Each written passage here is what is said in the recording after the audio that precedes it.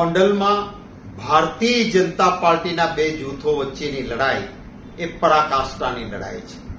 ભાજપના જ આ બે જૂથોની લડાઈની વચ્ચે માત્ર ને માત્ર ધ્યાન બીજે કેન્દ્રિત કરાવવા માટે થઈને પોલીસનો દુરુપયોગ કરીને નિર્દોષ વ્યક્તિઓને સાવ ખોટા કેસીસમાં પકડવા માટેનું પોલીસ તંત્ર ભાગીદાર બની રહ્યું છે.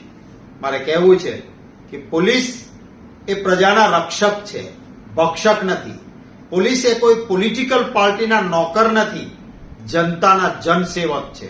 હું ચોક્કસ કહીશ કે જે પોલીસ અધિકારીશ્રીઓ આ પ્રકારની પ્રવૃત્તિ કરતા હોય એ મહેરબાની કરીને આ ધંધો ના કરે. કોઈ પણ વ્યક્તિ ગુનેગાર છે એને સજા કરવાનો અધિકાર એ ન્યાયાલયને છે અને ન્યાયાલય ગમે તેવી ફાંસી સુધીની સજા કરે આપણી બંધારણ અને કાયદાની જોગવાઈ છે.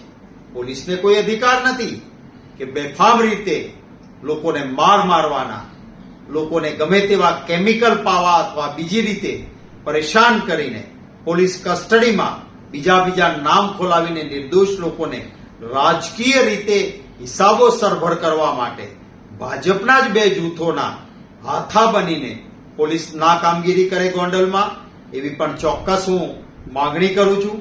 ઉચ્ચ અધિકારીઓને પણ હું જાણ કરવાનો છું કે આ પ્રકારની નીચા લેવલ પર કોઈ કાર્યવાહી ચાલતી હોય તો આને ચલાવી ના લેવાય.